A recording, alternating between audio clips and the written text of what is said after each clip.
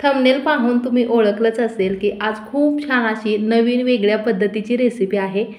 पण सगळ्यात अगोदर तुम्हाला नवीन वर्षाच्या खूप खूप मनापासून शुभेच्छा।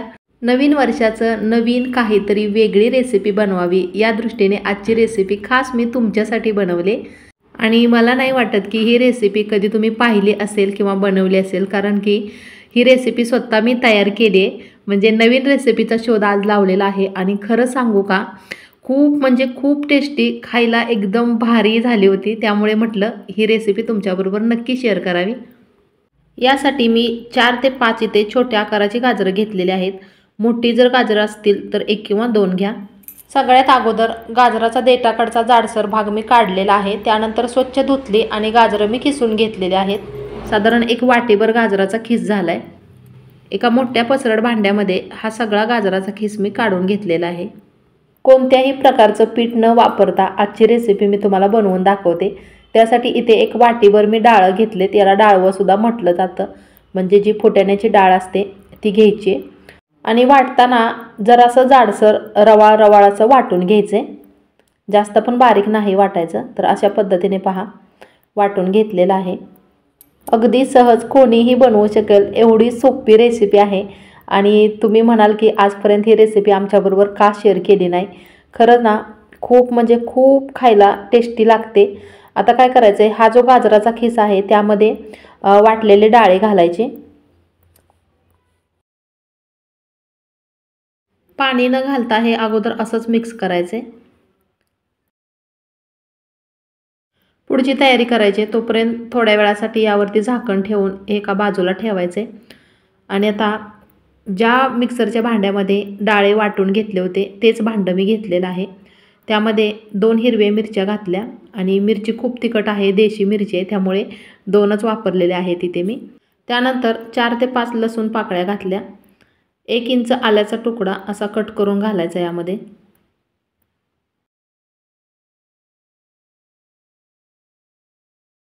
एक छोटासा चमचा जिरे घालायचे, त्यामुळे खूप छान असा खमंगपणा येतो याला। तर इथे बघा मध्यम आकाराचा बटाटा मी साल काढून घेतले आणि साल काढल्यानंतर बटाटा स्वच्छ धुवून घेतला होता। आता चिरून यामध्ये घालायचा आहे। बटाटा घालणं हे पूर्णतः ऑप्शनल आहे। तुम्हाला जर बटाटा घालायचा नसेल तर जे मिश्रण आपण बनवलेलं आहे त्यामध्ये थोडासा कांदा चिरून टाकला तरी चालतं। पण बटाट्यामुळे ना एक वेगळी अशी चव येते आणि मऊपणा पण खूप येतो, त्यामुळे इथे मी बटाट्याचा वापर केलेला आहे। तर हे सगळं एकत्र बारीक करून घ्यायचे। फ्रेंड्स, ही रेसिपी तुम्ही कुठून पाहताय हे मला कमेंटद्वारे नक्की कळवा, कारण मला पण समजेल की माझ्या रेसिपीज सध्या कुठपर्यंत पोहोचतायत ते। आणि जर काही रेसिपी तुम्हाला थोडीशी जरी आवडली तर प्लीज लाईक, शेअर आणि आपल्या चॅनेलला सबस्क्राईब करायला अजिबात विसरू नका, कारण नवीन यूट्यूबरसाठी तुमचा एक सबस्क्राईबसुद्धा खूप महत्त्वाचा असतो। एखादी रेसिपी बनवून यूट्यूबला अपलोड करेपर्यंत खरंच खूप मेहनत घ्यावी लागते आणि माझ्या या मेहनतीसोबत मला तुमच्यासुद्धा सपोर्टची गरज आहे, त्यामुळे प्लीज सपोर्ट करा। बनवलेलं वाटण गाजराच्या मिश्रणामध्ये घातलं आणि मिक्सरच्या भांड्यामध्ये अगदी थोडंसं 1 चमचाभर पाणी घालून यामध्ये घातलेलं आहे।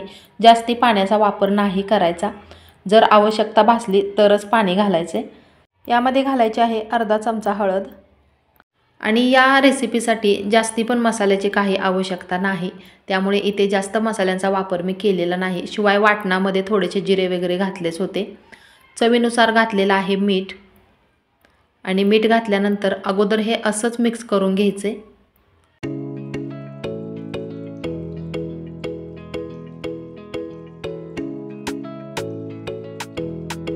आज ना खरंच कामाची खूप घाई गडबड आहे आणि त्या गडबडीमध्ये एक महत्त्वाचा घटक यामध्ये घालायचा विसरले, ते म्हणजे कच्ची कोथिंबीर। तर भरपूर अशी चिरलेली कच्ची कोथिंबीर घालायची, मस्त लागते चव एकदम। कोथिंबीर घातल्यानंतर हे मळून घ्यायचे आणि मळताना घट्टसर मळायचे। तर बघा इथे मी पाण्याचा वापर केलेला नाही, मगाशी फक्त 1 चमचाभर पाणी तेवढं घातलं होतं, तेवढं पाणी पुरेसं झालं याला। तर छान असा घट्टसर पिठाचा गोळा मी मळलेला आहे।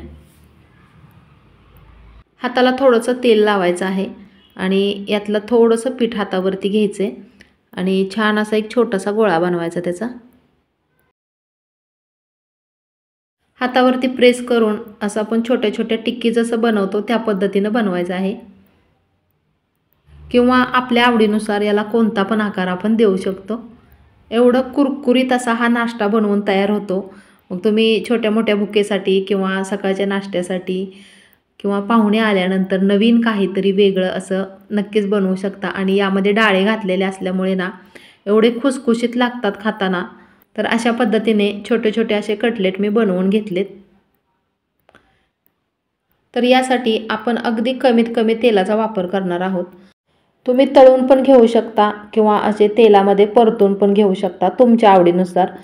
मग मी काय केलं, थोडंसं तेल एका पॅनमध्ये घेतलेलं आहे आणि तेल चांगलं तापलं की त्यामध्ये हे जे सगळे कटलेट बनवलेले आहेत ते थोड्या थोड्या अंतरावरती ठेवून, जास्त पण असं चिटकून नाही ठेवायचं, ते खरपूस कलर येईपर्यंत भाजून घेते। आणि भाजताना पण बघा कशा पद्धतीने भाजते ते। वरून अजून थोडंसं मी तेल पसरवलेलं आहे। याला चांगला कुरकुरीतपणा येण्यासाठी गॅसची फ्लेम कमी ठेवायची आणि खालच्या साईडने थोडेसे भाजत आले की पलटी करून नंतर अजून हे वरच्या साईडने सुद्धा भाजून घ्यायचे। असं अधूनमधून पलटी करतच हे कटलेट चांगले खरपूस कलर येईपर्यंत मस्त असे भाजून घ्यायचे।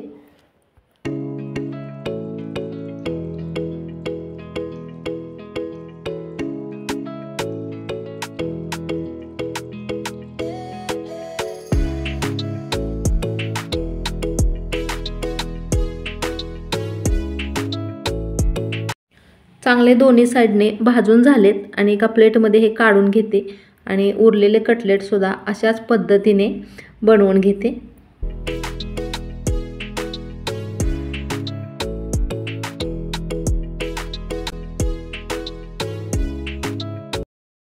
एकदम मस्त असे तोंडाची डबल चव वाढवणारे गरमागरम कटलेट आपले तयार आहेत। आणि हे असे नुसते जरी खाल्ले ना तरीही खूप टेस्टी लागतात। लहान मुले तर ना अगदी हट्टाने ही रेसिपी तुम्हाला सारखी सारखी खायला मागतील, एवढी टेस्टी लागते। एवढे मऊ होतात, लहान मुलेच काय म्हातारी माणसेसुद्धा अगदी आरामशीर खातील।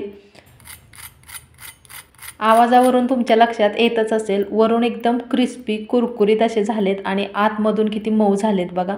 कशी वाटली आजची रेसिपी कमेंटद्वारे नक्की कळवा। आणि अशाच प्रकारच्या नवीन जुन्या पारंपरिक वेगवेगळ्या प्रकारच्या रेसिपीज तुम्हाला माझ्या चॅनेलवरती नक्कीच पाहायला भेटतील। चला तर मग मी लवकरच भेटते अशीच नवीन एखादी छानशी रेसिपी घेऊन। पुढच्या व्हिडिओमध्ये रेसिपी संपूर्ण पाहिल्याबद्दल खूप खूप खूप मनापासून धन्यवाद।